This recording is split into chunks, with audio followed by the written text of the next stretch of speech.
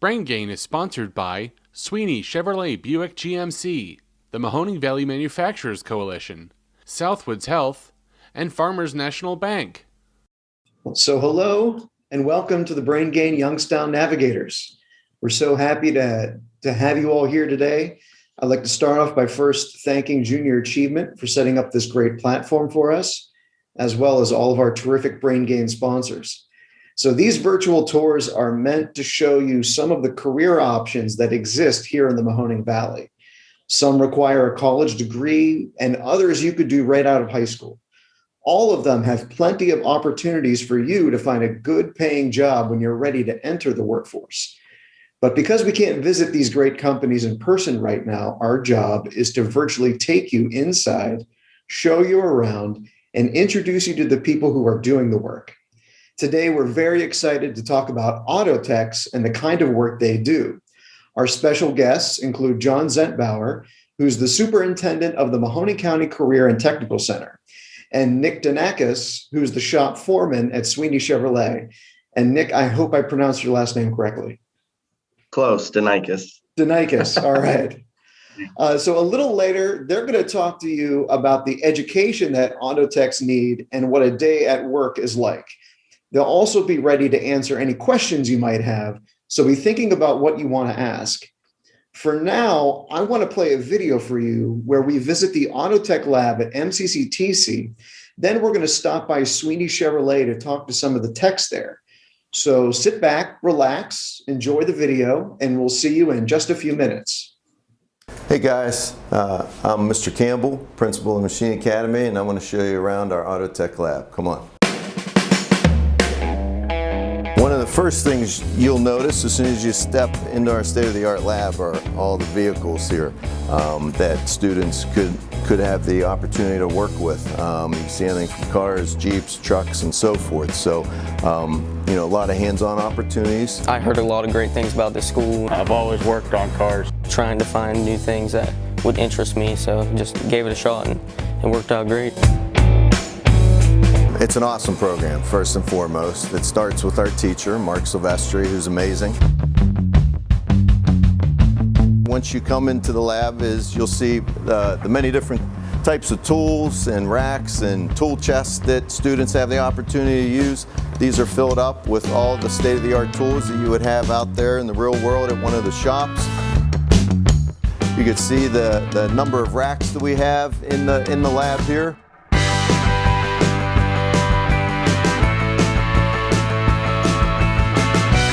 You learn a lot in here, you really do. All of our academic work, it goes off of our motors and like what we do in lab, so it all kind of ties together and works out perfect. You need to know everything, you can't just know one thing, you know. So if you're going to work on cars, you need to know a lot. Get me out of academics to work on a motor, that sounds great. It's not the traditional academics that you would think at probably most of the schools that maybe you and I went to, you know, when we were younger. But everything that they learn academically applies to their particular lab. One of our largest pieces of equipment is the alignment rack. This is, once again, a state-of-the-art piece of equipment that you would have out there at the shops. Back in the far corner, you got the wheel tire balancer. Everything's hooked up to the computers with the software that you would use. We've done things like rebuild engines. Working on a car, you have to be very meticulous. See a small little project, side project that some of the students are working on. They're making go-karts from scratch. We're going to have a big machine team Indy 500 at the end of the school year this year. Job placement is unbelievable. Nearly 90 to 95% of the students that are in the program end up staying in the field. Well, I'm already working at Kuhfleitner and Boardman. We got grinders, acetylene torches. Our students in the auto lab also learn how to weld. If you're in your home school and you know you're around cars working on them, and that even if like you don't really know what you're doing on them, it's definitely a great opportunity to come here and learn some stuff. You're going to have a great time when you're in here, honestly. Students will learn how to do preventive maintenance, oil changes, you know, they'll change the tires, They'll work on the electrical systems, brake lines, all of that here with these racks. And one of the first things that all students will do as they come into the lab, as first-year students, will learn safety and the proper way to use these tools and use this equipment, because it could be very dangerous if not operated properly. Definitely recommend kids to come out and give it a try, and I guarantee they'll like it. I appreciate you coming around and taking a tour of our lab. If you have any questions, feel free to reach out to me here at the school. Here at Sweeney Chevrolet, we have the main shop over here. We have currently 6 line technicians over here. I've always worked on cars. It's a lot more of a cleaner job. I'm fascinated by taking things apart, seeing how they work, and just learning more about them. Very rewarding, a very rewarding career. They took me straight out of my high school auto tech program. Really great feeling when you've been struggling with a vehicle. If you like working with your hands and everything, then it's a good opportunity. Finally get in, it's just a great sense of accomplishment. So we're looking for a variety of students, specifically those that are interested in maybe something with computers, or maybe even at a young age right now in high school they're into video games. You have to understand what this module does and how that module talks to this module, and why they talk to each other and how they make the vehicle run. I've never been a big study person, honestly, throughout school, but as soon as I got into that high school auto program, every day I'd go home and I'd look over stuff, and it's my passion, so it's easy for me. I love it. You could travel over here now to our quick service department if you want to come with me over here. Gentlemen over here are working on a car right now. They're changing oil on. Over here we do the oil changes, tire rotations, tire repairs, any other light maintenance work. You can go and work on engines, transmissions, transfer cases, and rear ends. You work on just about everything. Sometimes when you have something apart in a million pieces and you look at it and go, wow, there's a lot to that. And then, a couple hours later, it's back together and it's out, and it's like, wow, I did that. Just really, it feels good. It does. So line technician here, you get a workstation like this Alex has right now. He's got his computer up there right now, so you can do things with software, things with the computer system where the customer information's at, the customer's concern. It's a lot more of a cleaner job anymore. A lot of computer work. Overall, honestly, it's all been just a lot of fun. I do what I love. Every day it's going to be a new challenge, so it keeps that interest, that drive. It's called a multiple diagnostic interface.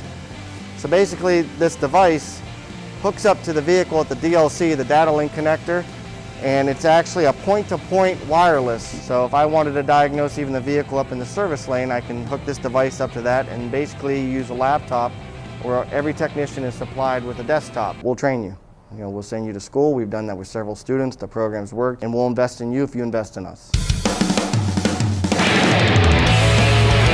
There is a lot of opportunity as a technician. Any other high school kid just wasn't really thinking about my future. And then after MCCTC came around, I said, let me give it a shot.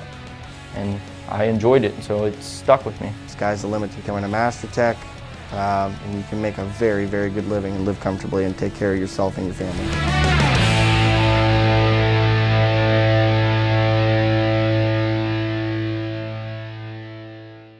So that was our feature presentation. Hope you enjoyed it. And now we are going to open up the floor to John and Nick. So if there's anything that you gentlemen would like to say, maybe something that wasn't covered in the video, we'd also like to open up the floor to questions from all the participants. So if you have any questions, you can either raise your hand, and Michelle at Junior Achievement will bring you in for the questions. And we also have that little Q&A block down there on the Zoom panel, so you can type in your question if you want.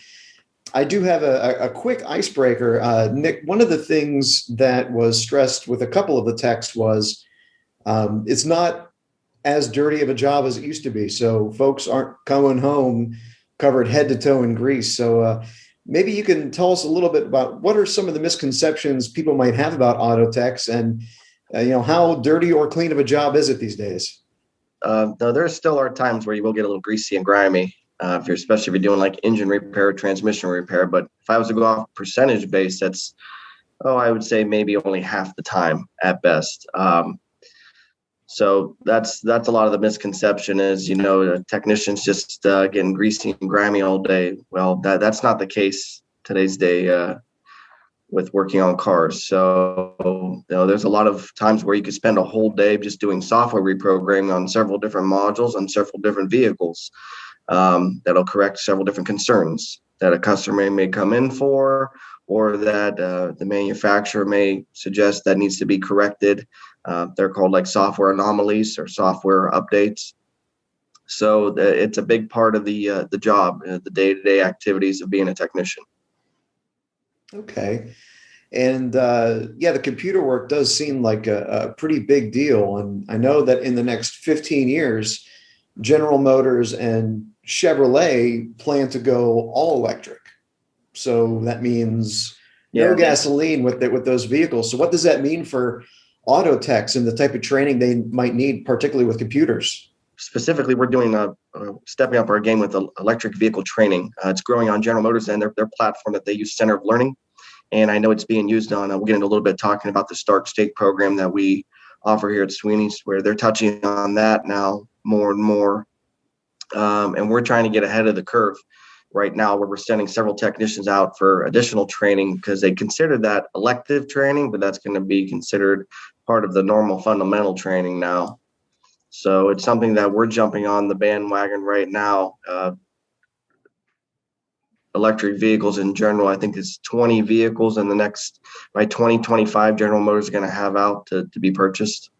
And John, how does that sort of inform the education at MCCTC? Can you see the auto tech there, the program there, maybe expanding to include some training on computers? Yes, actually, every one of our programs, and especially auto tech and our automotive programs, we look at anywhere from 10 to 20% of our programs to be emerging technology. We've been keeping a close eye on what's happening at Lordstown with the electric vehicles, and incorporating, obviously, as you talked about before, the amount of computers and stuff that are involved already at this point, and the electronics, the motor controls and the battery systems are going to be a huge part of that. We are partners, obviously, with Eastern Gateway and Stark State and those organizations, and they help drive us along with Nick and our dealerships to really help guide us in the right direction on up and coming technologies. Very cool. Very cool. Michelle, do we have any questions from the room yet? Questions, or they can raise their hand and we'll allow them to speak, but not at this time. Okay. Well, we can kind of just keep going then. So, John, during the video, we talked to a lot of guys at MCCTC and Sweeney, but do you see a lot of young ladies getting into the auto tech programs?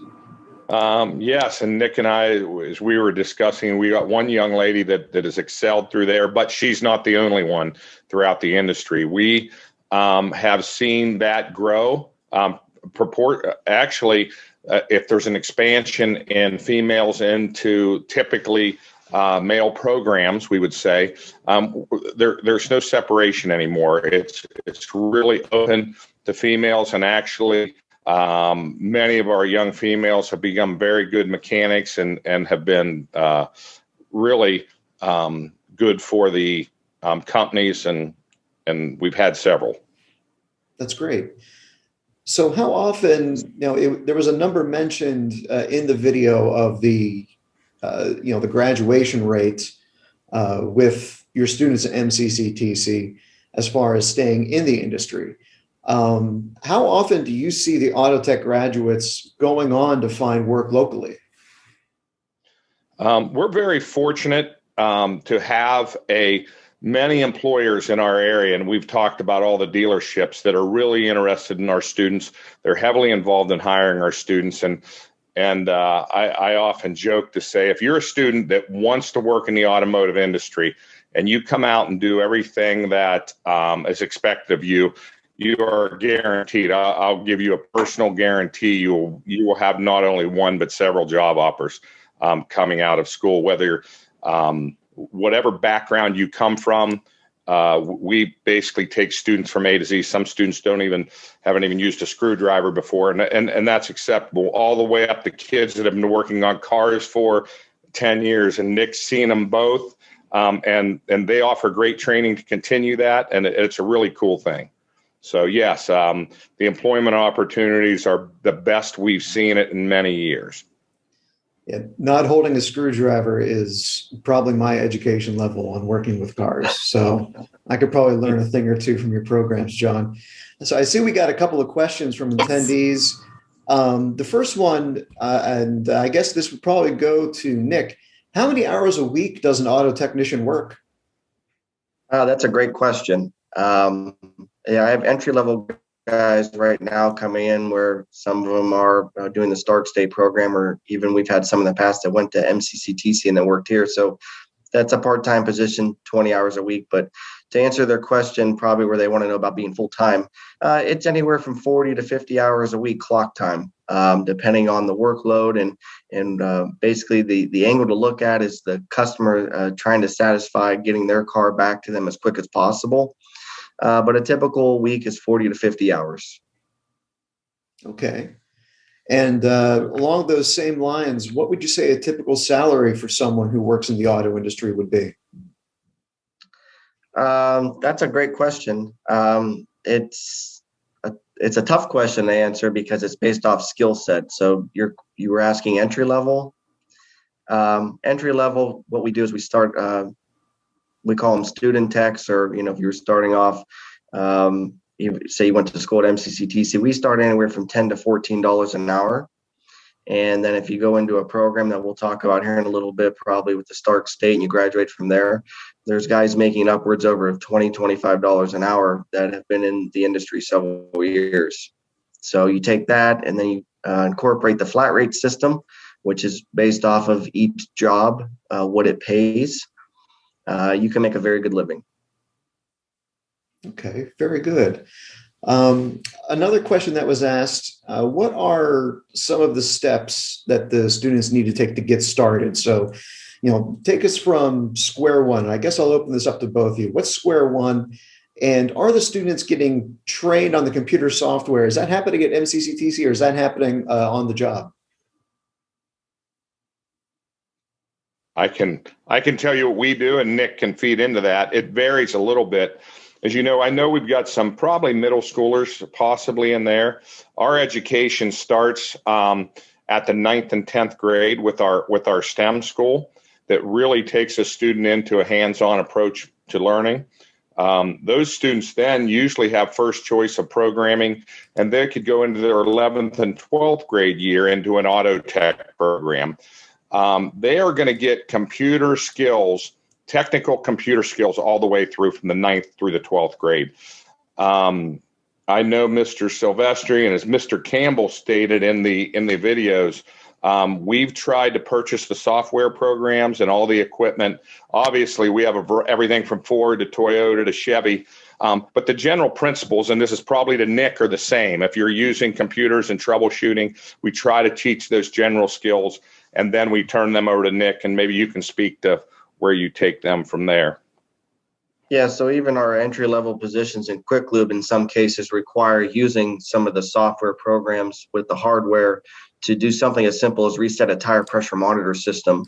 So you get training here at Sweeney's right out of the gate when you start in the Quick Lube department. And then if you're a graduate from Stark State College, or you come in as being mentored to be a line technician, you get training here at Sweeney's, on-the-job training, where we teach you how to use the hardware with the software.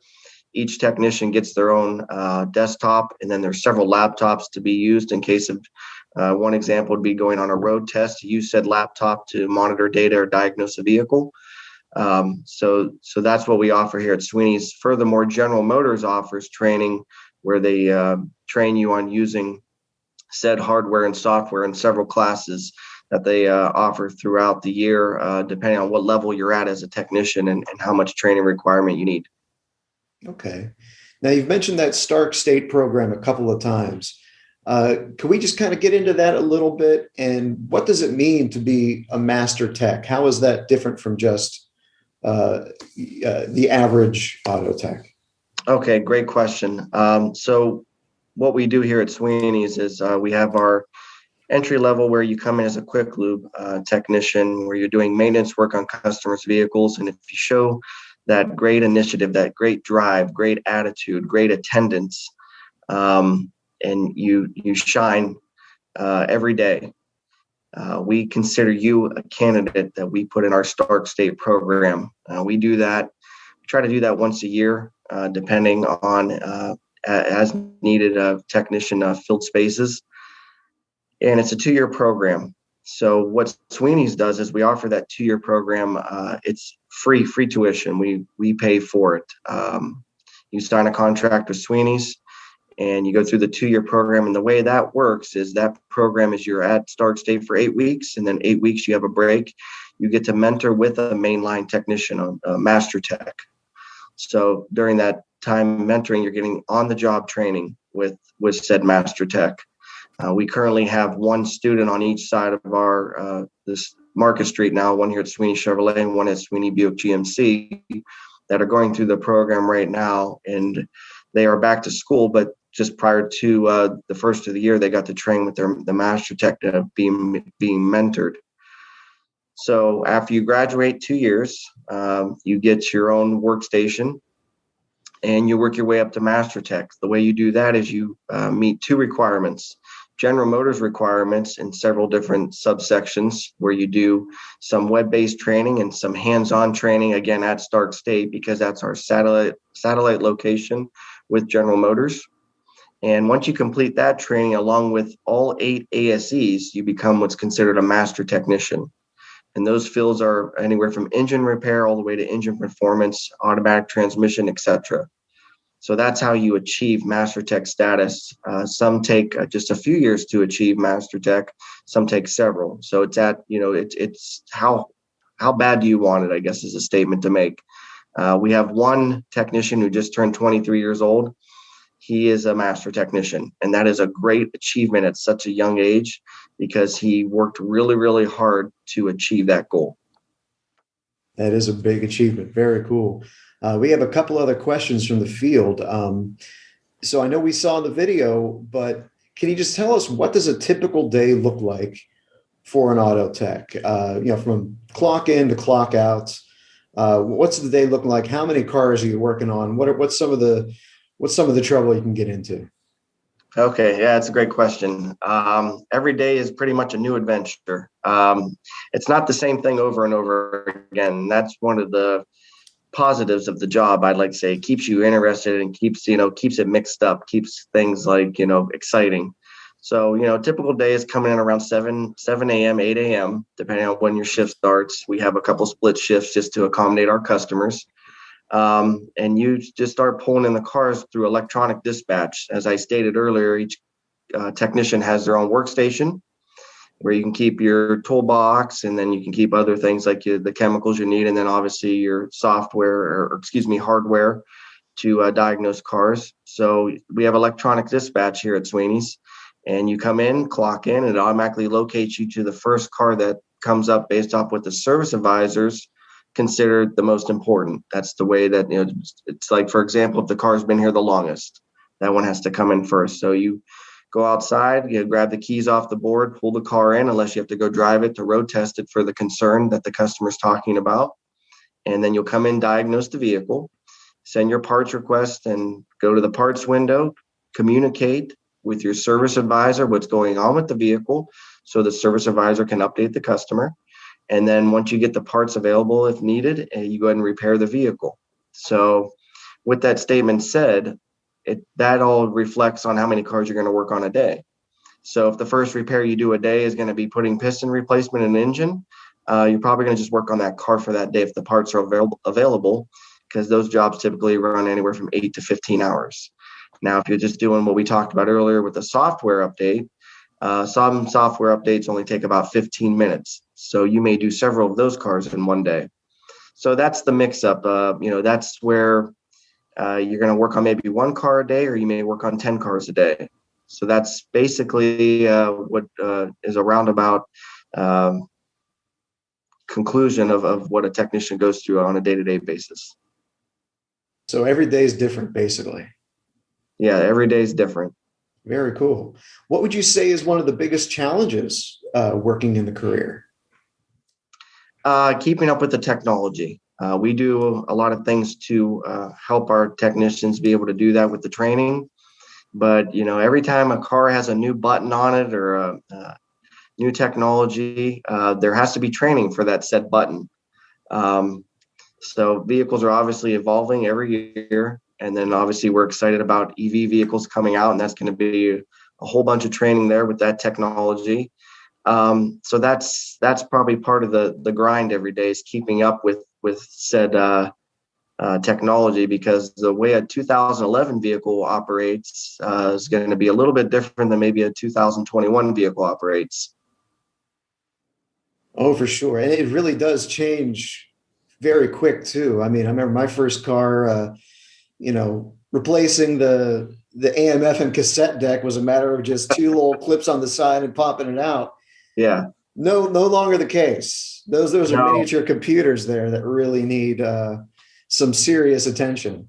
Yeah, I started in 1999 working on cars in high school, and here we are almost 22 years later, and it's a lot different now. Absolutely. Now I see 2 questions that are pretty much the same thing, so I'll just flat out ask you, Nick, what do you like most about your career, and what's your favorite part about being an auto tech? I like the stages, and what I mean by that is the growth.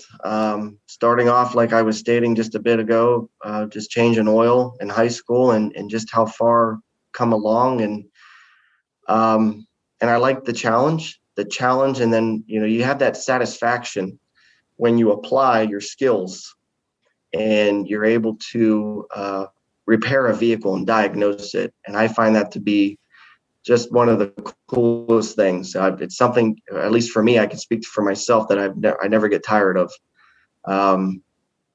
There's just a lot of reward in trying to figure out that problem and solving it, especially if you're talking about something complex like an electrical problem, and you go through all the trouble of trying to go through the diagnostic path, and then you come up with a solution and get that car rolling again for the customer. It's just a great feeling to know that you did that. And that's something that excites me. And I like now in my new position, watching other guys and helping assist them do the same thing. We have a lot of great guys here that are diagnosing cars every day and getting them back to customers every day. And knowing that you got that customer going, you got that family back on the road, maybe for a vacation trip, or somebody in transit that broke down. That's just a great feeling to be able to help them, because as we all know, our vehicles are super, super important. So that's probably the most I enjoy about the career and my job on a day-to-day basis. Very nice. So I'll direct this question to John. What can middle school students do right now to start preparing for the education that they'll need to work this job? Well, I think the middle schoolers and the younger kids are very fortunate. I started out as a mechanic. I wasn't always a superintendent. I came up through the aviation part, but I worked on vehicles and tractors as a kid. And it was difficult. I didn't get much in my schooling. I had some VOTEC courses, but they weren't like it is today. Students, actually, if you look at your career center, specifically, ours, we offer summer camps every year, and I encourage those younger students to check out their career centers, look at the websites, look at all the opportunities. There's a variety of sources out there to give kids camps and experiences with mechanical things and working on vehicles. From there, look towards a STEM school. It's a very good place to kind of create your own path. Really, students, it's a different type of education. If they're like, this is what I want to do, I'm really interested in automotive, they'll curve their electronics classes and their hands-on classes towards that automotive sides, and they give some students some really choices about their own education. And then obviously, we probably have some 11th and 12th graders on here. We do have an adult training program that starts. It's a 9-month program that feeds into the Stark State program and the programs that Nick is speaking of.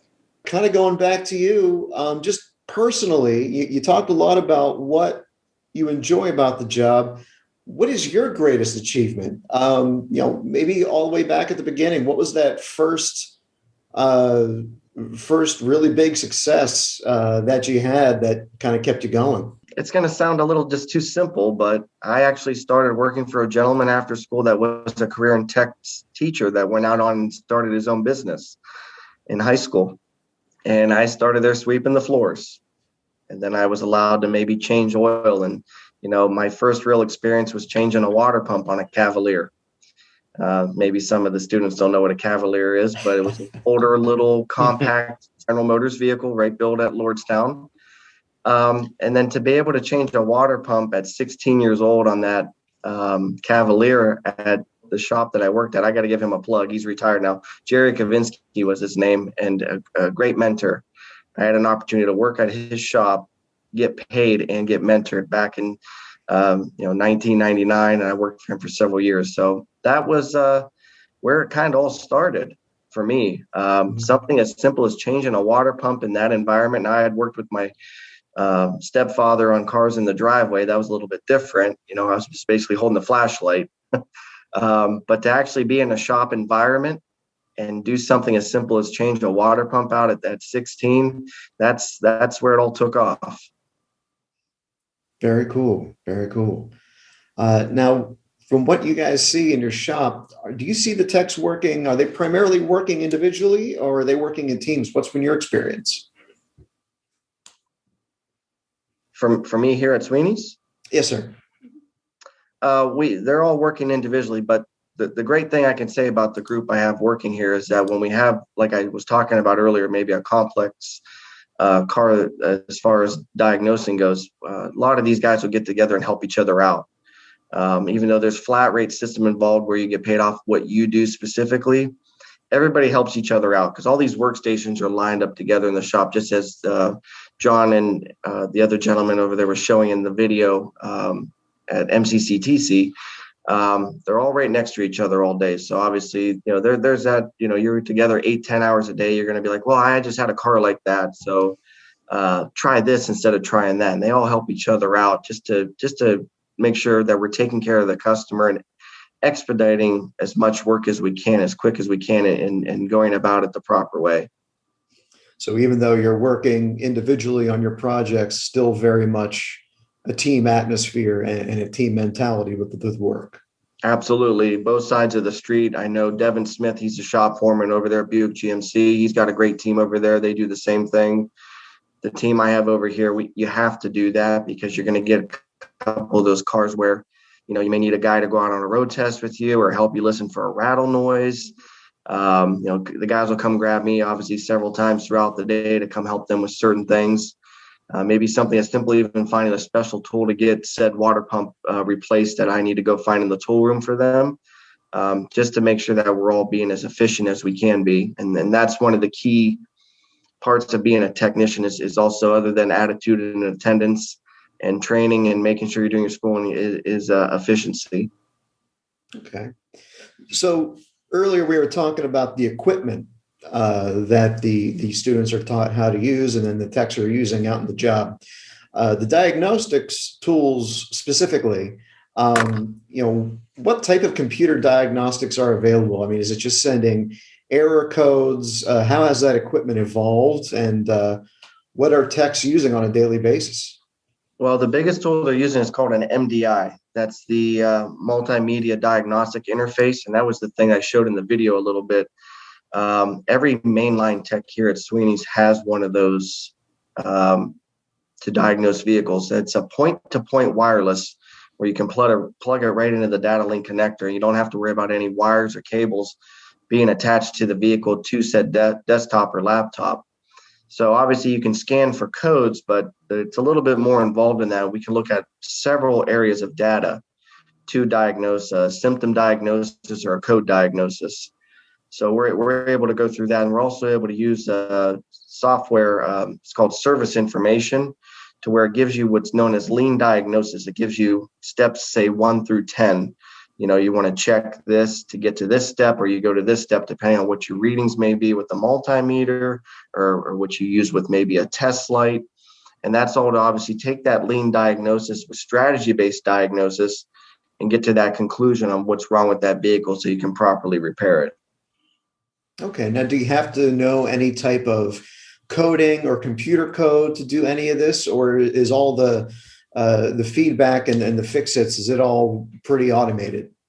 For the most part, it's pretty automated, but you want to have your basics down when it comes to actual just being able to do something as simple math, or there are some calculations sometimes you have to do, and you may get a little bit of science even involved if you have to do some measuring with the beaker and doing some formulas if you're testing fuel, or something with a diesel where you're checking fuel quantity content, or something with the emissions. So that's all involved. That's something that the students want to pay close attention to. And I know they do at MCCTC with Mark Silvestri there, and with John in the automotive classroom there, and at Stark State, I know they definitely touch on that. So when we get students from MCCTC that come in, they already have a base knowledge of that. So that's something we're very appreciative for here at Sweeney's. Science and math, that is two of the STEMs. That is two of the STEM variables there. Very good. And the last one I'll just share real fast, Jeremy, is sure. Some guys aren't going to want to hear this. It's pretty dry, but typing. Typing is extremely important, because it's one thing I didn't touch on the daily activities. Being a technician, you're going to type a lot of stories. We also use another software program called CDK, and that has your concern, cause, and correction. So the advisor writes the concern, and you as the technician write the cause. That's the failed component, or the reasoning for said failure, and then the corrections. So that's all again on the computer. That's why the workstations have their own desktop, so each guy can do it efficiently and you don't have to share. But typing helps out tremendously, especially if you work on said 10 cars a day. Imagine writing basically 10 small novels. If you're a 2-finger typer, that's going to take you 2, 3, 4 times longer than if you're somebody that can type, say, maybe 50, 60 words a minute. So typing is another thing that I recommend for students to look into and or take a course in high school or some other way of doing. That way that when you come on the job and you're working on the cars, the last thing you want to be stressing about is, I got to write another story. So you want to make sure that you can be efficient at typing. Well, man, as an English major and a newspaper journalist, you're making my heart sing a little bit here. That's good stuff. Have you ever had an issue you can't fix? Not that I can recall. I've had some help, though. I will say that I mentioned Devin Smith earlier, and I have to give him a plug. Devin is one of the top 100 General Motors technicians in the country. He is now the shop foreman over at Buick GMC. He's my boss, actually, and he's helped me several times especially when I was a tech and I had a really complex car that I couldn't figure out. But that's the great thing about working here at Sweeney's, or working in an environment in the automotive industry, is we all work together. Every guy here understands what the next guy is going through. It's a bond. It's kind of like a brotherhood. So you have each other's back. There's other avenues from a General Motors standpoint here. You can call what's called our General Motors has Technical Assistance Center. So you can do a Technical Assistance Center case where you actually talk to could be a General Motors engineer or a specialist that'll maybe give you some guidance to said vehicle that had for the resolution. We've even recently had a vehicle here where they sent out 2 General Motors field engineers. Now that's a rare case, but if you have a really, really stubborn vehicle, I know a lot of the manufacturers, General Motors specifically, they will send out field engineers to come help you with the vehicle to get it back on the road for the customer. Oh, so now those field engineers, is that a position they can achieve starting as an auto tech and kind of moving up? Is that a possible career path? I believe so. And the reason I say that is I kind of became friends with one of our local area field engineers through General Motors over the years, just from working here at Sweeney's. I had to call him on a few occasions, and Devin has as well. And he is a former technician. He worked in the field for several years as a master tech, and he now works for General Motors as a field engineer. And he says it has a lot of, it's a rewarding career for him. He's on the later stages in his career, and he enjoys it very much. So I just got to recently see him about a week ago. So that is another possibility down the road for students if they're looking to achieve that as one of their goals.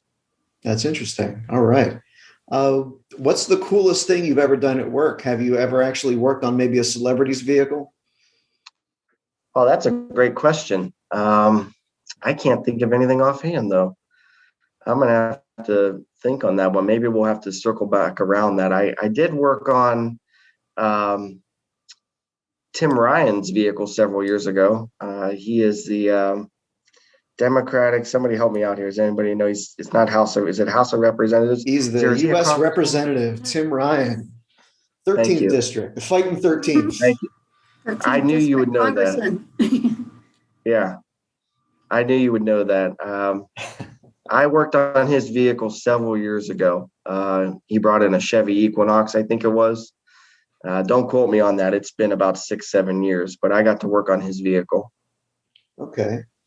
What did he have in the CD player? What was he jamming out to? I honestly can't remember. That's a great question. I think that his wife actually drove it, and then obviously the kiddos that he has, they obviously were using that vehicle for that purpose, being a small SUV. All right. So I'll go ahead and open this up to both of you. What's maybe one thing you wish one thing you wish you would have told a student about the career? Or maybe, Nick, what's one thing that you wish someone would have told you about the career when you were a student?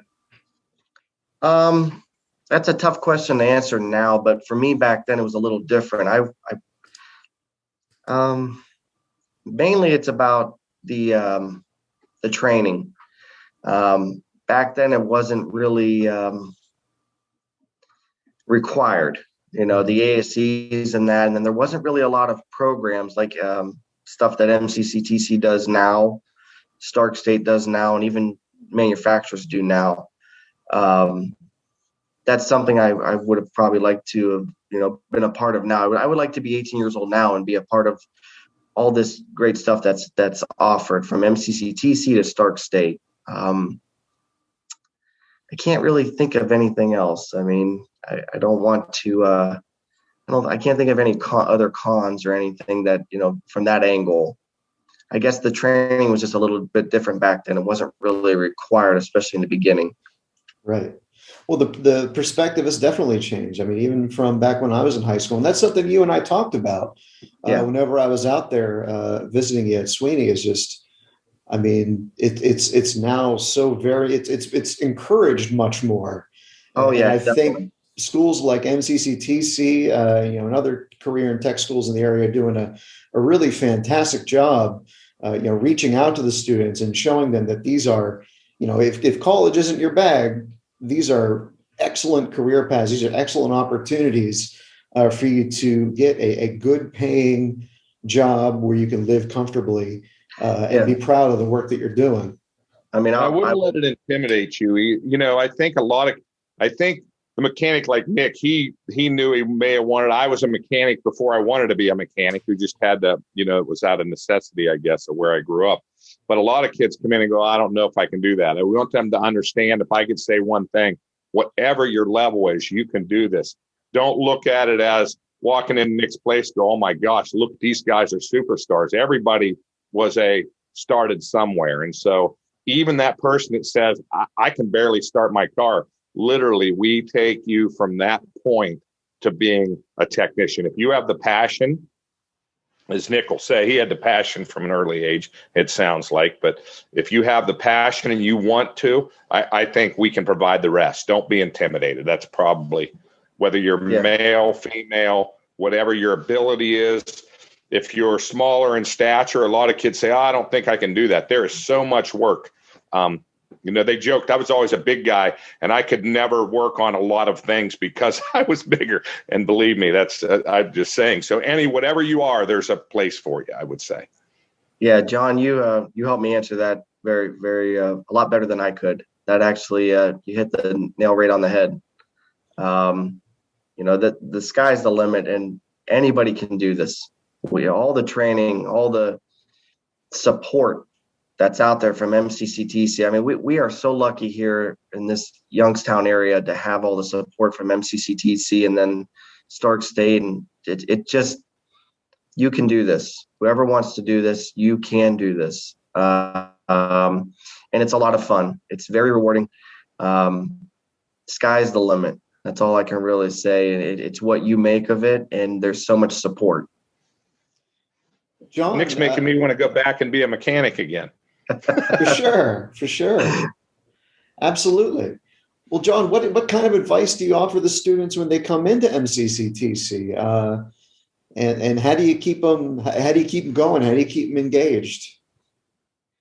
As Nick said, a lot of people, some of them aren't interested. Like, they come out there, you've got every different personality. And I think differentiating that instruction from having a student that may not be like, hey, I'm not strong academically, or I'm not strong mechanically. We find those weaknesses, or whatever they are, those challenges, and our teachers come in as a team. You're going to get the English teacher, the math teacher, the science teacher, the social studies teacher, and the auto tech teacher, and Mr. Campbell is going to be down there every day, the principal, Dr. Banfield, and everybody. It's just this huge team that of support. And that's what's really cool about having Nick and Sweeney's, because now we stopped there way back when there wasn't a lot of jobs, and now there is. And so people like Nick are like, hey, bring them on. Let's all work together for this, to make this person a success. So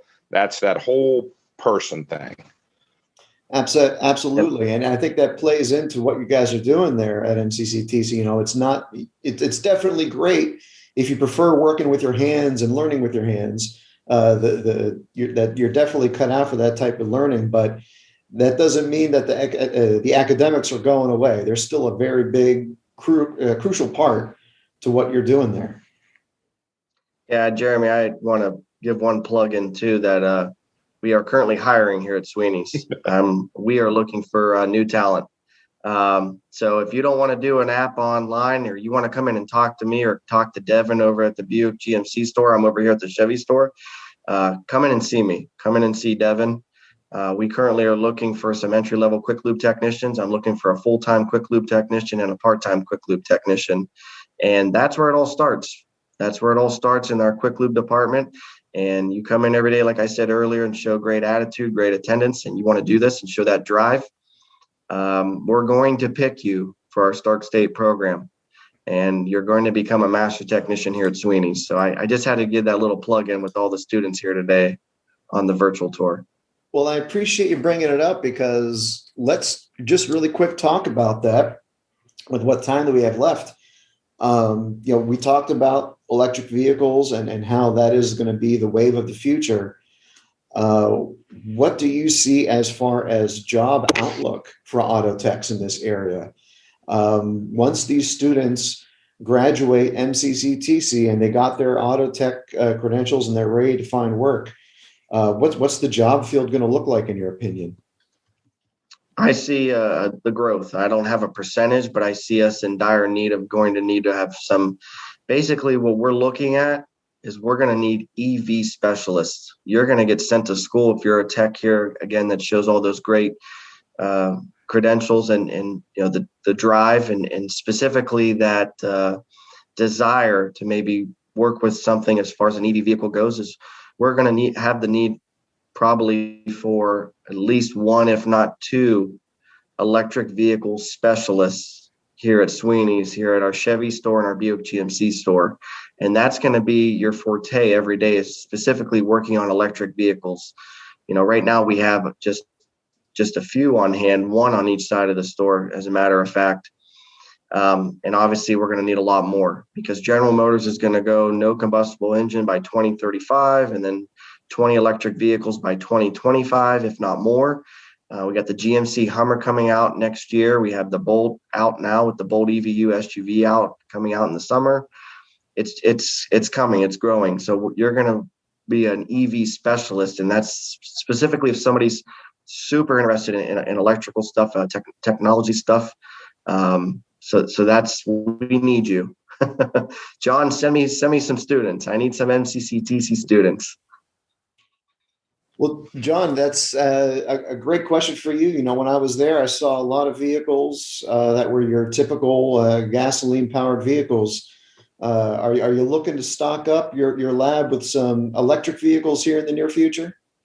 Yeah, it's funny you ask that, because that is my mission. We do pretty well at getting vehicles donated from Chrysler and GM, but I would love for this is what used to happen at the GM assembly plant. Somebody would bump a car or drop it off the lift, or something would happen, and terrible thing, but those would end up donations to schools.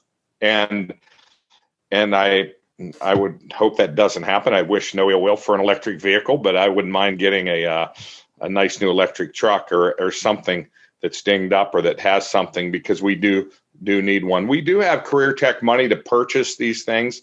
I could see us, once the patent period is over, and I'm sure they're not willing to probably drop one in a school, but I would love to get at least a transmission or a wheel assembly or a motor assembly. That we have been heavily working on that. So, well, we'll definitely have to see if here at Sweeney's we can bring one by. I won't let you tear it all apart, but I'll make sure it comes in fully charged. We're pushing this electric vehicle thing. We're calling it a one electric year, with all the releases going on from General Motors in the news, and a couple different platforms being released, like I had stated earlier, with the Bolt EVU coming out in the summer, and then the GMC Hummer next year. So I have to get together with the powers that may be and see if I can come down one day when the COVID is done. We can bring maybe an electric vehicle down there for the kids to take a look at. That's awesome. Very cool. Well, I see we are approaching just about pretty close to 1 hour, and I don't see any other questions. Michelle, were there any other questions we have? There was a question related to John. An individual asked if they are going to be a senior next year. Is it too late to register? I apologize. I typed in an answer back to her, but that's a great question. If you're going to be a senior, yes. And I asked them to call. I thought it would be posted, but it disappeared. I apologize. But Jessica Seen is our placement and our recruiting. Call Jessica Seen at the school at 729-4000. Go to our website and just call it. I'm the only Z there. Worst case scenario, say there was some guy with the last name Z. Could you hook me up with him, and I'll help you. So that's the easiest thing to do. That's great. But absolutely, we'll work something out. Okay. Well, I think we have exhausted our time. All the questions have been answered. The conversation has been fantastic. Thank you, John. Thank you, Nick. Thank you, Michelle, for hanging out. This has been the first Brain Gain Navigators official tour event. For all the students who are participating, we hope you enjoyed yourselves. And the next one is scheduled for, I believe, March 8th. And we'll be sending out registration information for that one. We will be stopping out to visit with Judge Carla Baldwin here in Youngstown, and she'll be telling us all about the law industry. So anyone interested in legal careers as a lawyer, a judge, paralegal, we're going to be covering all the bases with that. So we will be sending out registration information for that. So keep your eyes peeled and join us again. And again, my name is Jeremy Laddick. I don't think I introduced myself initially, but I'm Jeremy Laddick. I'm with the Business Journal. And this is our first Navigators program, and we're looking forward to doing 9 more of these throughout the year. So hope to see you all again very soon. Brain Gain is sponsored by Sweeney Chevrolet Buick GMC, the Mahoning Valley Manufacturers Coalition, Southwoods Health, and Farmers National Bank.